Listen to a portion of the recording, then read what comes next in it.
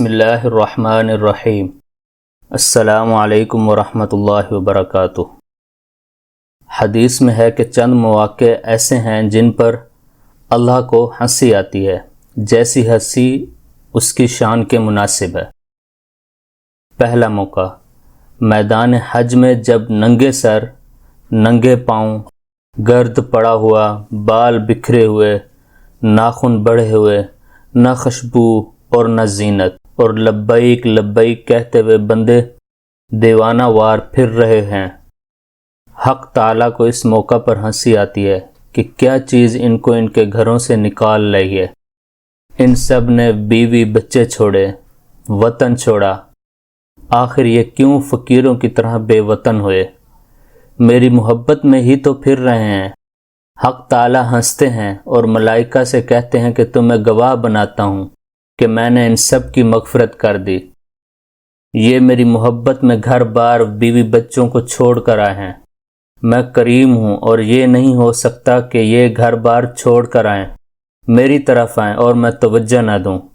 میں نے ان سب کی مغفرت کر دی اور اللہ پاک خوش ہو کر بخشش فرماتے ہیں۔ اس خوشی کو ہنسی سے تعبیر کیا گیا۔ دوسرا موقع، جب نماز کے وقت مکبر تکبیر کہے اور لوگ دوڑ دوڑ کر آ رہے ہیں کہ صف اولیٰ میں جگہ ملے۔ ہر ایک چاہتا ہے کہ مجھے جگہ ملے، گویا ایک قسم کا جھگڑا ہے اور آگے پیچھے کی دوڑ ہے۔ حق تعالیٰ کو ہنسی آتی ہے کہ یہ جو اپنا گھر چھوڑ کر میرے گھر آئے ہیں، ان میں سے ہر ایک آگے بڑھنے کی کوشش کر رہا ہے۔ یہ آخر کیوں دوڑ رہے ہیں؟ یہ میری محبت میں دوڑ رہے ہیں، یہ ہمارا دربار جان کر رہے ہیں، یہ چاہتے ہیں کہ اپنے پروردگار کے جتنا بھی قریب ہو جائیں گے اتنے ہی ہمارے درجات بلند ہوں گے۔ اس سے خوش ہو کر اللہ تعالیٰ کو ہنسی آتی ہے۔ تیسرا موقع، فرمایا گیا کہ خاوند اور بیوی سو رہے ہیں، اچانک خاوند کی آنکھ کھلی اور جی چاہا کہ تہجد پڑھوں۔ اس نے بیوی کے منہ کے اوپر چھینٹا مارا، وہ ہڑبڑا کر اٹھی اور اس نے کہا کیا مصیبت آئی ہے؟ خاوند نے کہا 2 رکعت نفل پڑھ لے، تہجد کا وقت ہے۔ حق تعالیٰ کو ہنسی آتی ہے کہ یہ اس کی محبوبہ ہے، اس کے پاس لیٹی ہے، آرام سے میٹھی نیند سو رہی تھی، ایک دم گھبرا کے اٹھی کہ بارش تو نہیں آ گئی۔ خاوند نے کہا بارش تو نہیں مگر 2 رکعت پڑھ لے، تو بیوی آگے سے کہتی ہے کہ میں شکریہ ادا کرتی ہوں کہ مجھے 2 رکعت پڑھنے کی توفیق ہوئی۔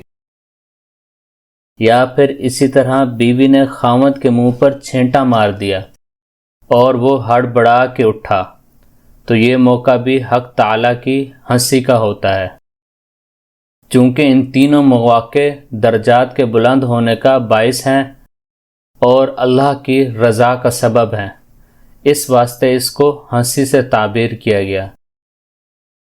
قرآن مجید میں سورہ فرقان کی آیت نمبر 25 میں فرمایا گیا ہے کہ وَالَّذِينَ يَبِيتُونَ لِرَبِّهِمْ سُجَّدًا وَقِيَامًا، اور وہ جو اپنے رب کے لیے سجدے اور قیام کی حالت میں رات گزارتے ہیں۔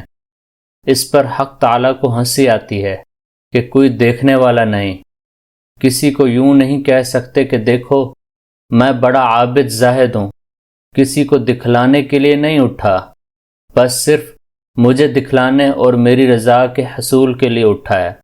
میں کریم ہوں، لہٰذا میں اپنے بندے کو بخشتا ہوں اور مغفرت کرتا ہوں۔